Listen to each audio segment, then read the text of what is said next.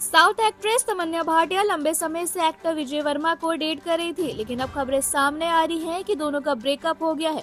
Report के मुताबिक तमन्ना और विजय कुछ हफ्ते पहले ही अलग हो चुके हैं। हालांकि इस मामले में दोनों की तरफ से अभी तक कोई आधिकारिक बयान सामने नहीं आया है। पिंक वेला के मुताबिक तमन्ना भाटिया और विजय वर्मा ने ब्रेकअप के बाद दोस्त बने रहने का फैसला किया है। हालांकि दोनों अब भी एक दूसरे को इंस्टाग्राम पर फॉलो करते हैं और उनके सोशल मीडिया पर कई तस्वीरें भी मौजूद हैं। बता दें, विजय और तमन्ना का रिलेशनशिप लस्ट स्टोरीज 2 की शूटिंग के बाद शुरू हुआ। शूटिंग के दौरान दोनों केवल को स्टार थे और सेट पर एक दूसरे को से प्रोफेशनल तरीके से पेश आते थे।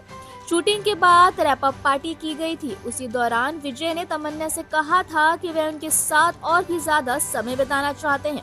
इसके बाद उनकी पहली डेट लगभग 20-25 दिन बाद शुरू हुई थी।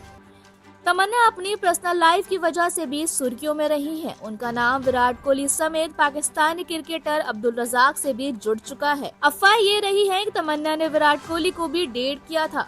दोनों की मुलाकात एक एड शूट के दौरान हुई थी। इस मुलाकात के बाद दोनों के बीच नजदीकियां बढ़ गई थी। हालांकि बाद में उनका ब्रेकअप हो गया।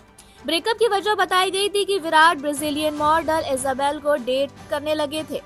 हालांकि बाद में तमन्ना ने इस खबर पर रिएक्ट किया था। उनका कहना था कि उस एड शूट के बाद दोनों कभी नहीं मिले थे। ये भी खबरें सामने आई थी कि तमन्ना पाकिस्तानी क्रिकेटर अब्दुल रज़ाक के साथ रिलेशन में थी। एक बार दोनों साथ में ज्वेलरी शॉप में दिखाई दिए थे।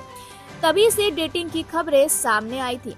इस बारे में तमन्ना ने खुद बरका दत्ता के साथ इंटरव्यू में कहा था, पता नहीं कहां से ये अफवाह उड़ गई। हम दोनों गलती से एक ही शॉप में स्पॉट हुए थे। मुझे रज़ाक जी के लिए ज्यादा बुरा लग रहा था क्योंकि तब उनकी शादी हो चुकी थी और वो बच्चों के पिता थे।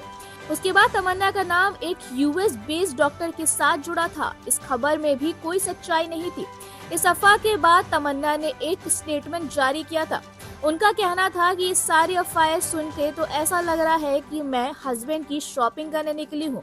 ऐसी खबरें बेबुनियाद है। मैं अकेले ही लाइफ में बहुत खुश हूँ।